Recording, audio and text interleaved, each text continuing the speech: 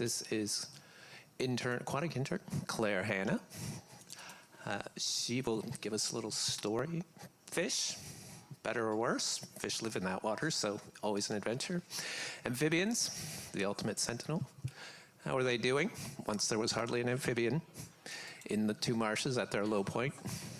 And by the way, another Guelph girl. Okay, good evening, everyone. Like Tys said, you're almost done. This is the last presentation that's going to have graphs and things, so you're almost there. So, like you mentioned, my name is Claire Hanna, and I'm going to be summarizing the fish and amphibian monitoring from the 2024 season. So for a little bit of context, and where we're starting is at the Coots Paradise Fishway. So you're looking at Coots Paradise or towards Dundas, and the Coots Paradise Fishway was installed in 1996 in an effort to allow native fish to enter the marsh while excluding invasive fish. So we have tons of natives that live out in the lake and in the harbor, and they want to come into Coots Paradise to feed and reproduce. And unfortunately, our invasive fish want to do that as well. So we have common carp, which are our invasive number one, and they have that same idea, but when they go in to feed and reproduce, they are a lot more aggressive. So they like to stir up the bottom of the sediment, and that muddies the water, impacts water clarity and quality, which then negatively impacts our native fish and vegetation. And so we put in the Coots Paradise Fishway. There are 4 inbound baskets and 2 outbound baskets, so it allows fish to both enter and exit the marsh. We have a 5-centimeter grate system, which means small little fish are able to move freely between the two systems. Sometimes they like to get caught up in the baskets, but it forces larger fish to wait in the baskets until we can sort them. So we're going to zoom in on a basket here. On the left-hand side, you can see that orange-looking thing. That is one of the brushes. So fish swim in there, and they get stuck in the basket. And then depending on the time of the year, we lift that basket 1 to 2 times per day. And when we lift it, we dump it, and then we're able to sort the fish. So if they're native, they're allowed to access the marsh. If they're invasive, we send them back into the harbor. And then we also take a subsample of our populations in an effort to try to figure out how the lake populations of fish are doing, if they have any diseases. We measure and weigh fish. So you can see one of our previous interns in the slide there weighing one of the fish. And from the Fishway catch in 2024, we caught 40,125 fish. Of this, large, or what I will call them kind of moving forward, is adult fish. So those are fish that are bigger than 25 centimeters, and they get caught up in the baskets. So we caught 17,073. And of incidental or small fish, those are fish less than 25 centimeters and can swim through that 5-centimeter grate system. We caught 23,052. And of that, in our inbound baskets, so fish trying to gain access to the marsh from the harbor, we caught 12,543. And outbound, fish trying to leave to head back out to the lake, we caught 4,528.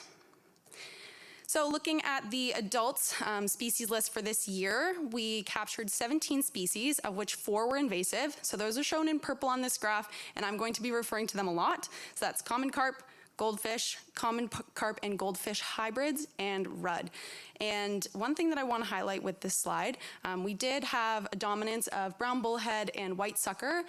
That's a trend that we see every year, which is great. However, we did notice that some of our top predator populations were a little bit low this year. So bowfin, they're doing great. They're one of our top predators, and they're also our most commonly seen. We had 210 of them, so that's fantastic news. But northern pike, we only had 5 inbound adults, and largemouth bass, we only had 2. And this is a trend that's being seen not just at the Fishway, this is lake-wide, so other organizations that do monitoring work see similar issues. So there is a little bit of concern and keeping an eye out for what those populations are doing. In terms of our catch, so this is over the years from when we first started operating the Fishway in 1996. You can see that carp and hybrids, which are in purple, their numbers have been declining, which is great news. It means that the Fishway is hopefully doing something, and by preventing them from being able to get into the marsh and make babies, we're stopping babies and reducing the population. And one thing that we want to keep an eye out is our goldfish and our rudd populations. So these are 2 newer, we'll call them invasives. And although their populations for adults at the Fishway were lower this year, we definitely want to keep an eye out on them. And in terms of incidental, so again, this is small fish that can go freely between the fishway, but we do sometimes catch them in our baskets. We had 20 species, and 5 were invasive. So the 4 I mentioned before, but then we also have a round goby, which is a small invasive fish. It never gets bigger than even 10 centimeters or 25, let alone. And like the adults, the brown bullhead were the most dominant, and that was followed by goldfish, which is one of our invasives, so something that we're keeping an eye on. Another thing that our team does is prevention and removal of invasives from our marshes. So again, that includes the common carp, the hybrids, goldfish, and rudd. In Coots Paradise, we do this in 3 main ways. So we will go in and we will target if we see a large school of common carp. They stir up the water, make it really muddy. So when we get a nice year like Jen talked about, where the water is really clear, it's obvious to see where those schools are. And then we also deny access to them via the fishway and the inbound baskets, and then we'll also catch them when they're trying to leave the marsh. So we captured a total of 2,136 adult invasives this year from Coots. And then in Grindstone, we have a couple ponds. Most of them have fish exclusion. However, we do have issues with holes in berm maintenance where invasive fish are able to get in. And we do seasonal removal in those ponds to help improve water quality and clarity in those areas. And this year, with our efforts, we removed 569 adult invasive fish.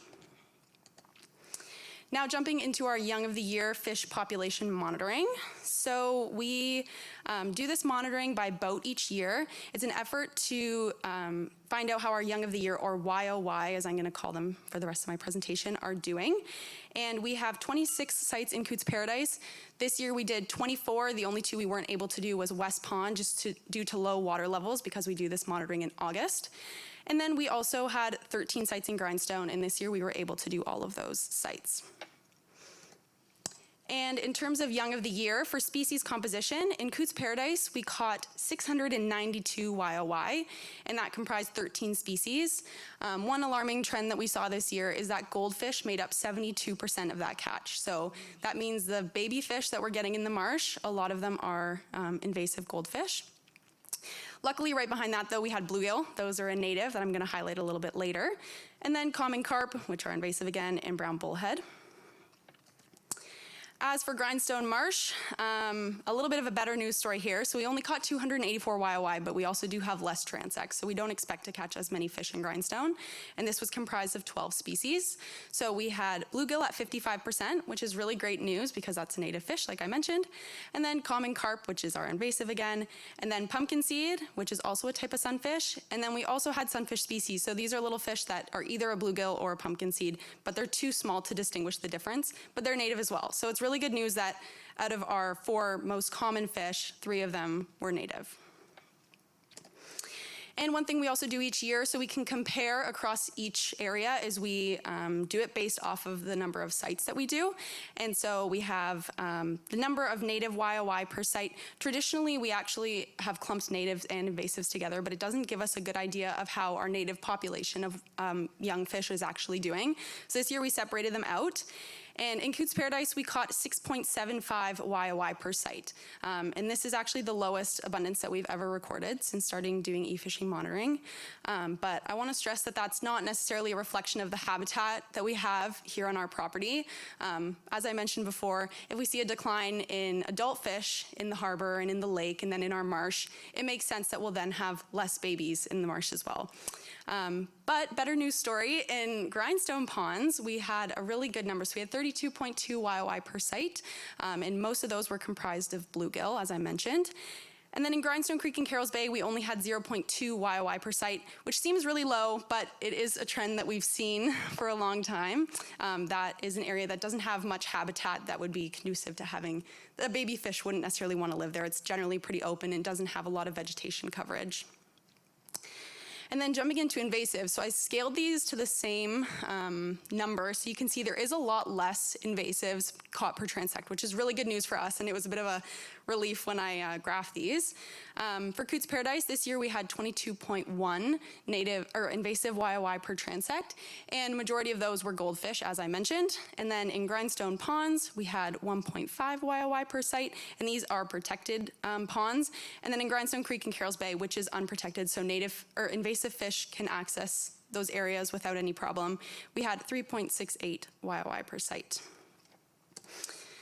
So after all of that fish talk, one thing I wanted to highlight this year that we saw when we were trying to access one of our planting site was bluegill nests. So you can see them on the little video on the right there. You can see them swimming around, so cute. And they nest in these little clusters, so they actually build a small circular nest. They like sandy sediment, and they also love to have clear water with lots of vegetation and shade. And so it's just such an incredible thing to see because it's a native fish, it's reproducing, there's tons of these little clumps. We saw quite a few little clusters along the shore in Coots Paradise. And after all of the years of hard work that our teams put in to try to restore the marsh and make it a place where native fish can reproduce, to actually see something like this happening with our own eyes. You know, Jen's worked here for 20 years, as she mentioned, and she's never seen this before. So it's really positive, and we hope that this is reflected in the future with our YY monitoring, that we're seeing more natives. And last but not least is our amphibian monitoring. So this is volunteer and staff do this monitoring with the Marsh Monitoring Program through Bird Studies Canada, and then we're able to access that data for ourselves. So we have 4 monitoring sites on our property. We have 2 in Coots Paradise, so that's Coots West and then Coots North Shore. And then we also have 2 in Grindstone, which is Grindstone Marsh at Cherry Hill, and then Grindstone West.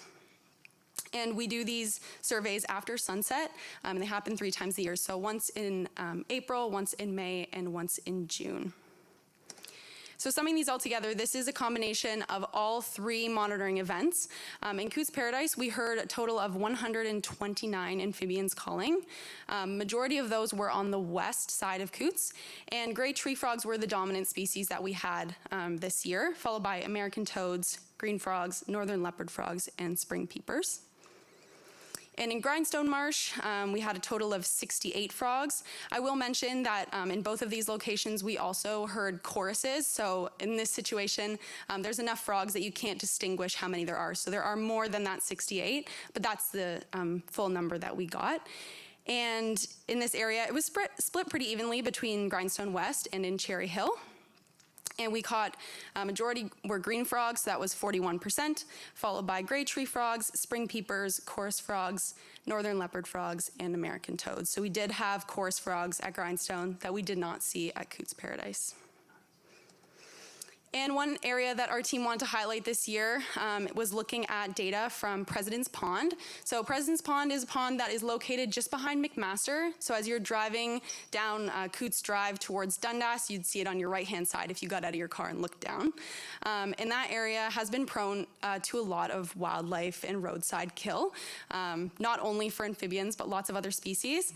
So our team in 2017 implemented a wildlife fence, and we want to see if that implementation has helped our amphibian population, specifically our frogs, in President's Pond.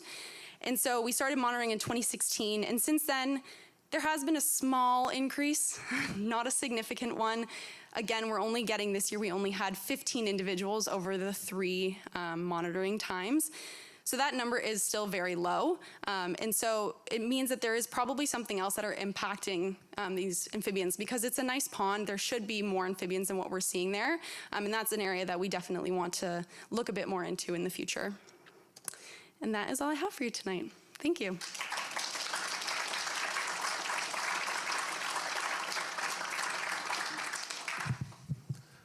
All right. Anything inspire you there? Short version is we're short on fish and goldfish are having the run of the place. Longer version was clear enough sometimes you could watch fish spawn, which was a huge change. Yep. Question online, though. Lexi. Can you share what is done with the invasive fish that are caught at the fishway? So if they are inbound fish that are trying to access the marsh, we will send them back into the Hamilton Harbor where they're already established. And if we catch them in our ponds, we do euthanize them, and we dispose of them on our property following regulations. Loads of animals love the dead fish, too. Yes, and lots of animals do love those fish. They get eaten up pretty quick. Yeah. I know one time the provincial government had hatcheries, I don't know if they still do, more to promote commercial or sport fishing. Mm-hmm. And do you know if that, any of those fish, I think the one that I knew was down around Napanee. Now, do you know if any of those fish made it to the fishway or? It's impossible to know if they're exactly from the hatchery. We do have some of our rainbow trout. They do get clipped. And so in that scenario, we're able to track them. And some of our top predators have tags that we implement. But other than that, I don't know. I could add a good number of the Chinook salmon that hit Spencer Creek Yes. are from a hatchery if there's enough water at the right time to swim there at spawning time. Yeah. A good number are also wild from Spencer Creek who figured out wait as long as possible because it might rain by November. Also the walleye. Ah, Hamilton Harbor. So Hamilton Harbor also has Hamilton Harbor also has walleye stocking, and that's been going on for a number of years. And the walleye population has increased significantly over the years. And fishermen were starting to catch some of the 2012 walleye that were stocked, which were really good size. There's a whole story to go with that. But we have not really seen any of them coming to the Fishway. They're mostly shoal spawners, I think, that they're stocking, so we would need a river spawner to come into the Fishway and just happen across it and use the area. So we've had like one, I think, in 2009, and I can't remember the last time we had one other than that.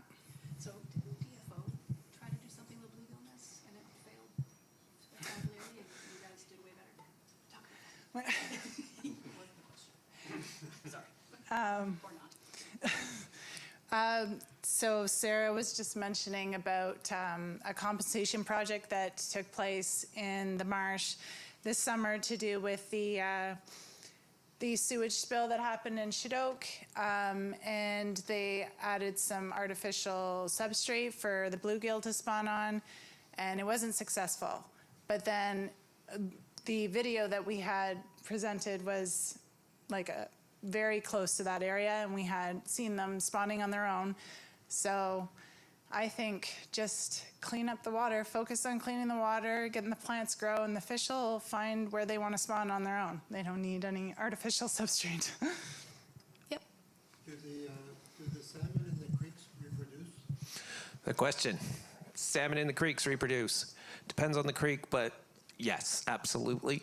The better creeks, wild salmon now to the creeks after years of stocking. Most of the salmon, there's a controversial, popular, both story. Most of the salmon you know of Lake Ontario are not Lake Ontario salmon. That would be an Atlantic salmon. More sensitive in its reproductive characteristics. Lake Ontario got totally out of hand because the Atlantic salmon and lake trout both disappeared. Who were in control of the system, meant a lot of fish lived longer and died on shores. Lots of polluted water also there.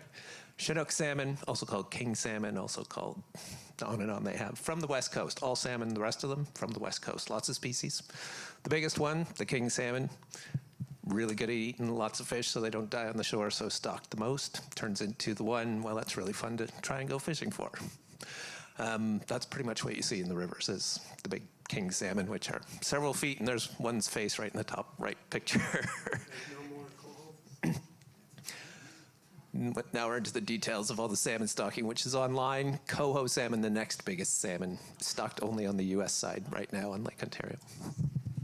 Anyway, we'll wrap it. Oh, there's one question over there. We'll take it. Last year, you mentioned about a small fish that you hadn't seen in many years. I can't remember what it was, and I just wondered if you'd seen it. So we had two. We had a spotted gar at the Fishway, and then we also had a spot fin shiner. We did not see either of those this year. I would be surprised if we see one in the next couple. I think, correct me if I'm wrong, but I believe the spotted gar was the second one that we've ever had since the Fishway operation began, and it was the first spot fin shiner that we had ever captured on our property. So, oh, 4. We had 4 last year, but it was the first time that we've caught them. So, nothing this year. In years. All right.